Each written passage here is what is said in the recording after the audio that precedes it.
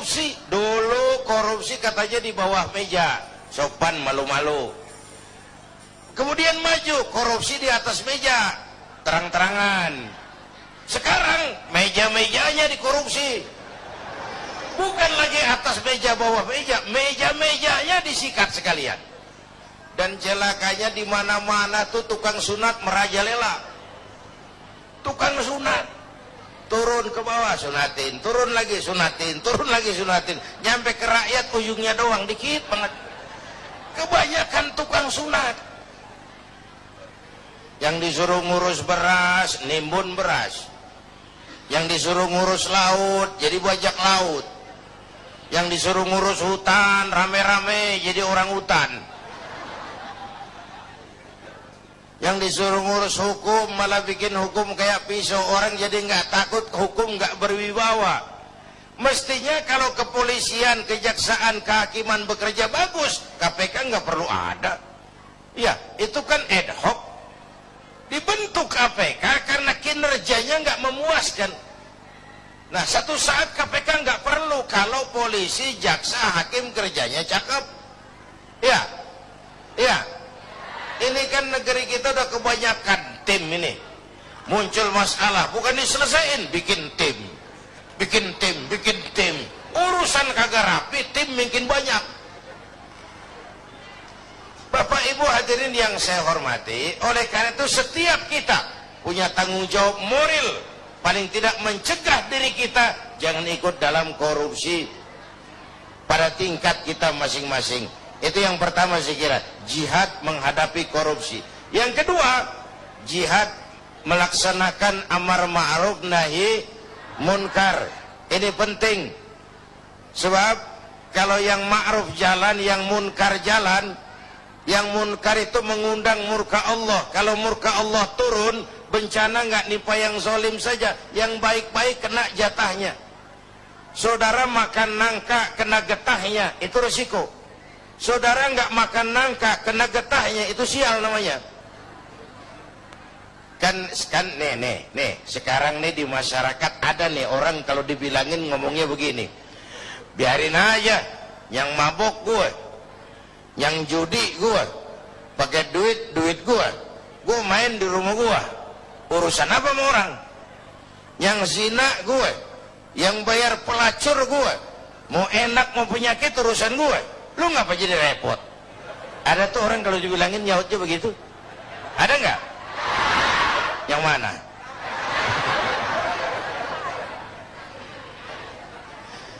Saya kasih contoh lagi yang enak. Ini tengah hari panas begini, makan jambu air enak nggak?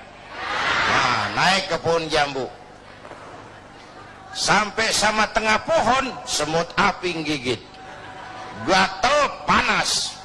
Kita tengok, gile banyak juga lagi semutnya nih. Turun kita ke bawah, pulang ke rumah. Ngapain? Ngambil obor. Sundut obor menyala, balik lagi pohon jambu, sepohonan tuh semut kita bakar. Yang gigit atuh, yang gigit tuh semut-semut lain kalau bisa protes ngomong tuh, yang gigit lu temen gua nggak ngikut gua. Tapi kita nggak peduli, mau gigit apa enggak, asal semut bakar. Gara-gara atung gigit sepunan dibakar tuh semut. Masyarakat begitu Pak. Iya, yang judi lo, yang zina lo, yang mabuk lo. Tapi judi, zina, mabuk, maksiat mas. Kalau ini negeri banyak maksiatnya, Allah marah. Kalau Allah marah, turun gempa. Kalau turun gempa, yang mampus bukan lu doang moyong, bareng rame-rame. Iya, iya. Enak kalau gempanya milik Kiai, mohon minggir ya, mau gempa nih. Aduh, sopan bener itu gempa. Itu perlunya amar ma'ruf nahi munkar. Karena bencana kalau datang tidak hanya menimpa orang yang zalim, yang baik-baik akan kena juga jatahnya. Bapak Ibu hadirin yang saya hormati, nah pelaksanaannya memang amar ma'ruf lebih gampang daripada nahi munkar. Orang kalau diajak sholat paling kagak mau gitu doang dah, kagak marah, kagak ngomel. Tapi kalau dilarang mabuk, berkahi. diajak dilarang berjudi, dilarang berzina, bisa berkelahi, tapi dua-duanya harus dilaksanakan. Itulah sebabnya ini jihad. Beramar ma'ruf apalagi bernahi munkar itu merupakan jihad yang harus kita laksanakan. Kedua-duanya nggak boleh pisah.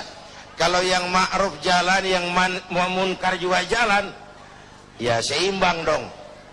Nah yang rugi, yang celaka sekarang nih, Bu, kalau ukuran ma'ruf munkar masih jatah kayak zaman kita nih, masih enak. Satu saat mana yang ma'ruf, mana yang munkar jadi remeng. Ya, ini zaman apa sih katanya, zaman orang pada pinter bikin bungkusan, entertain. Ya, orang pada pinter bikin bungkusan, yang ma'ruf kelihatan munkar, yang munkar kelihatan ma'ruf. Ayo, udah ngalamin belum saat begitu? Yang jujur dimusuhin. Nah, udah kejadian kan? Yang laporan anak pada nyontek tuh, dimusuhin yang jujur. Itu kan yang ma'ruf jadi munkar, yang munkar jadi ma'ruf. Terbalik nilai masyarakat kita. Ini menyedihkan, ini memprihatinkan, ini musibah. Kalau yang ma'ruf jadi munkar, yang munkar jadi ma'ruf, mau apa lagi kita? Masya Allah. Jangan sampai kita berharap ini, Kiai, seperti yang Kiai katakan tadi, jangan sampai azab ini menimpa negara kita. Karena jujur saja bahwa negara kita ini masih terus membutuhkan petunjuk-petunjuk, kemudian jalan-jalan keluar, dan itulah fungsinya dari ulama. Sekali lagi, saling memberikan, mengingatkan kepada Anda. Tentunya para pemimpin, cuman dibutuhkan kejujuran di sini. Apakah kita mau diingatkan dengan agama itu? Nah, pemirsa, kita akan membahas lebih dalam lagi tentang materi kita, menanamkan sifat jihad dalam diri bangsa ini. Tentunya setelah pesan-pesan berikut, tetaplah dalam Damai Indonesiaku.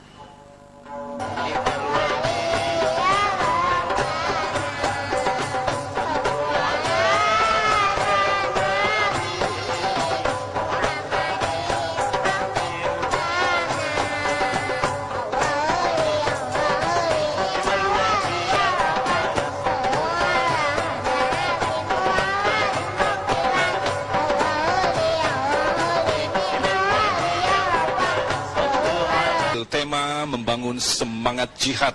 Tentunya dalam membangun negara ini kita diperlukan semangat jihad. Jihad adalah sebuah perjuangan yang maksimal untuk meraih ridha Allah. Tentu saja kita tidak bisa saja meminjam kata-kata jihad karena memiliki konsekuensi yang luar biasa.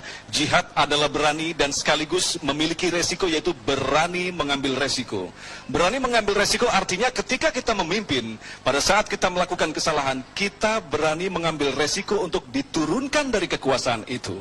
Lantas ketika kita kembalikan pada kondisi bangsa kita kali ini, benarkah pemimpin-pemimpin kita yang saat itu kita pilih dan kita berikan beban untuk membuat negara ini lebih bagus lagi adalah sosok pemimpin-pemimpin yang berani mengambil resiko? Kembali Kiai akan menjelaskan kepada kita tentang masalah jihad yang sekaligus dicontohkan oleh Rasulullah pada masa-masa peperangan. Silakan Kiai. Bapak, Ibu, dan pemirsa TV One, masih pada jihad yang ketiga, yaitu jihad melawan kemiskinan dan kebodohan. Ini Rasulullah mengajarkan salahu ummati bil ilmi wal mal. Umatku hanya bisa menjadi baik dengan ilmu dan harta. Artinya dengan pendidikan dan ekonomi. Maka menghadapi kemiskinan dan kebodohan juga harus dengan melaksanakan semangat jihad. Nah, tiga jihad ini pasti ada resikonya. Tidak ada perbuatan yang tanpa resiko. Tidak ada perbuatan tanpa resiko. Mau jadi pohon tinggi harus berani ketiup angin. Iya. Iya. Takut angin, jangan jadi pohon tinggi. Jadi rumput. Nggak ditiup angin, cuman diinjak kebo. Nggak ada perbuatan tanpa resiko. Makin tinggi nilai kepemimpinan, makin tinggi resikonya. Karena itu pemimpin bukan hanya punya konsep, tapi harus berani resiko.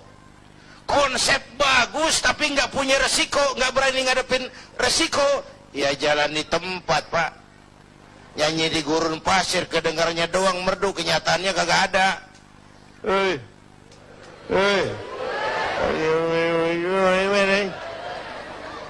Konsep bagus tapi nggak berani resiko, nyanyi di gurun pasir, merdu tapi nggak ada yang dengerin, nggak ada hasilnya.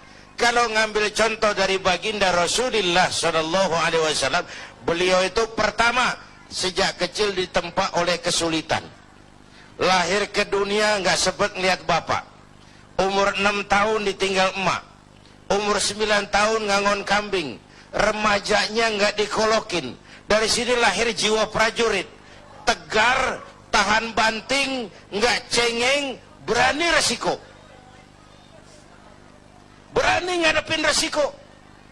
Padahal jihadnya mula-mula teror mental. Teror mental. Gagal teror mental, teror fisik. Muhammad, jangan macam-macam, kamu mau apa? Kami ngerti Bani Hashim tidak bisnis, mau kaya, ngomong. Mau jabatan tinggi, jadi apa? Ngomong. Nggak usah ikut pilkada, ngomong. Mau perempuan cantik, anak siapa? Ngomong. Teror mental, gagal. Teror fisik, gagal. Kenapa? Beliau siap ngadepin resiko. Berani.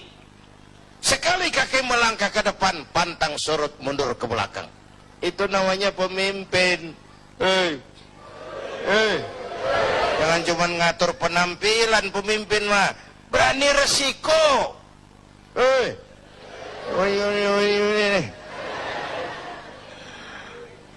Bapak Ibu hadirin yang saya hormati. Yang kedua, Rasulullah tetap memulai jihadnya dengan modal utama akhlakul karimah. Memperbaiki akhlak pakai akhlak. Budi pekertinya luhur. Dipuji oleh Allah, wa innaka la'ala khuluqin azim. Yang ketiga, beliau pandai menginventarisir potensi. Kalau mau jihad harus ada kebersamaan, Pak. Coba lihat, Nabi punya Umar bin Khattab, Nabi punya Abu Bakar, Nabi punya Ali, Nabi punya Utsman. Ada penyandang dana kayak Utsman, ada jenderal kayak Umar, ada orang tua bijak kayak Abu Bakar Siddiq, ada anak muda intelek kayak Ali bin Abi Thalib, ada wanita budiman kayak Khadijah. Membangun kebersamaan, karena masalah yang kita hadapi sangat besar, perlu kebersamaan. Dulu pun waktu merdeka kita mikir-mikir, coba, jenderal mana mau taruhan, bambu runcing merdeka ngelawan tank? Ya, bambu runcing merdeka ngelawan meriam. Iya, kalau meriam belina. Meriam itu mau gue juga bisa ngelawan nih. Meriam Belanda, menurut otak impossible, tidak mungkin, mana bisa. Entoh nyatanya kita merdeka. Bapak Ibu, ini menarik untuk dikaji. Orang-orang tua kita dulu punya komitmen. Komitmennya sederhana, merdeka atau mati. Merdeka atau mati. Sekarang komitmen nggak jelas, Pak. Nggak jelas apa komitmennya. Seakan-akan jabatan, kesempatan untuk jadi kaya. Apalagi akibat koalisi sekarang ini, semua juga buat kepentingan partai-partai politik. Makanya untung saya udah mundur dari politik. Dulu zaman jahiliyah saya ngikut. Dulu. Bapak Ibu hadirin yang saya hormati, oleh karenanya dalam jihad di negara kita ini perlu semangat kebersamaan. Nggak bisa parsial karena masalahnya sangat kompleks. Masalahnya sangat kompleks. Semua kita dengan bidang dan kemampuan kita masing-masing melaksanakan yang namanya jihad. Menghadapi kemiskinan, menghadapi keterbelakangan, menghadapi kurangnya keadilan, itu kan kita rasakan, itu juga memerlukan jihad. Dan buat kita semua, tentu melaksanakan jihad adalah kewajiban. Sesuai, sekali lagi, sesuai dengan bidang dan kemampuan kita masing-masing. Gitu. Ya, jadi jelas sudah seperti yang dipaparkan oleh Kiai tadi, bahwa ini bukan masalah pemimpin saja. Kita yang dipimpin juga memiliki tanggung jawab. Seperti yang kita ketahui bahwa orang luar Indonesia mengatakan bahwa Indonesia ini adalah pemeluk agama Islam terbesar di dunia. Ini adalah modal tentu saja bagi kita untuk bisa melakukan perubahan. Karena jihad itu sendiri diajarkan oleh Islam. Tapi yang jelas, contoh sudah jelas. Contoh yang diberikan oleh Allah di muka bumi ini adalah manusia pilihan yang bernama Muhammad sallallahu alaihi wasallam. Dialah contoh sejarah yang paling agung. Dialah contoh perilaku yang paling agung. Lantas sekali lagi, jangan mencari contoh yang lain. Muhammad cukup menjadi contoh bagi kita bersama. Tetaplah bersama kami dalam Damai Indonesiaku.